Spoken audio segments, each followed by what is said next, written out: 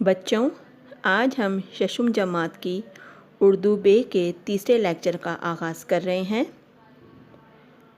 آج ہم اردو قواعد و انشاء کی کتاب کے صفحہ نمبر 119 پر موجود درخواست برائے رخصت بیماری پڑھیں گے۔ پہلے ہم یہ جان لیتے ہیں کہ درخواست کا کیا مطلب ہے۔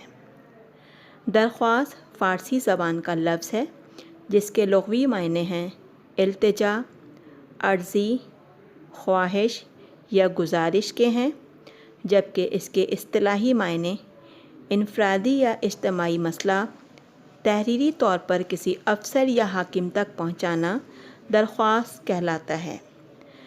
بچوں، جبکہ ہمیں معلوم ہو گیا ہے کہ درخواست کسے کہتے ہیں، درخواست لکھنے کے اصول و آداب اب ہم جان لیتے ہیں۔ درخواست ہمیشہ نئے صفحے سے شروع کریں۔ جس صفحے پر درخواست لکھیں اس پر حاشیہ نہیں کھینچنا چاہیے۔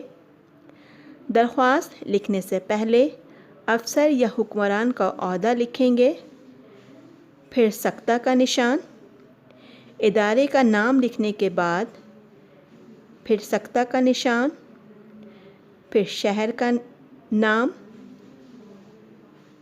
پھر ڈیش یعنی ختمہ کا نشان۔ پھر ایک لائن چھوڑنے کے بعد جناب عالی لکھیں گے، پھر اس کے آگے فجائیہ یا ندائیہ کا نشان لگائیں گے۔ اس کے بعد اگلی لائن سے ہم لکھیں گے، گزارش ہے کہ میں 2 روز سے موسمی بخار اور کھانسی میں مبتلا ہوں۔ اس کے بعد ختمہ کا نشان، اس وجہ سے اسکول حاضر ہونے سے قاصر ہوں کیونکہ ڈاکٹر صاحب نے مجھے 3 دن مکمل طور پر آرام کرنے کا مشورہ دیا ہے۔ ہم پھر یہاں ختمہ کا نشان ڈالیں گے۔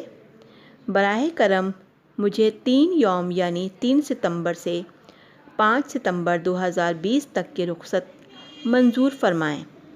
اس کے بعد ختمہ کا نشان، پھر اگلی لائن سے ہم لکھیں گے آپ کی عین نوازش ہوگی، ختمہ کا نشان ڈالیں گے، پھر ایک لائن چھوڑ کر اسی کے نیچے ہم لکھیں گے درخواست گزار، اگلی لائن سے ہم لکھیں گے آپ کی فرما بردار شاگردہ، پھر سکتہ کا نشان، پھر ہم لکھیں گے الف، پھر ختمہ کا نشان، پھر بے، پھر ختمہ کا نشان اور پھر جیم۔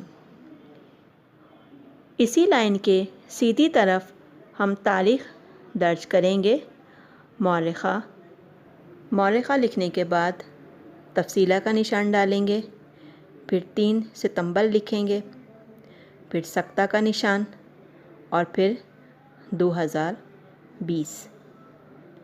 بچوں، آپ کو تمام رموز و اوقاف کے ساتھ یہ درخواست یاد کرنی ہے۔ گھر کا کام سن لیجئے۔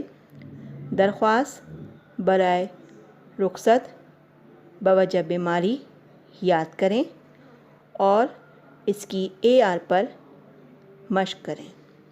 اللہ حافظ۔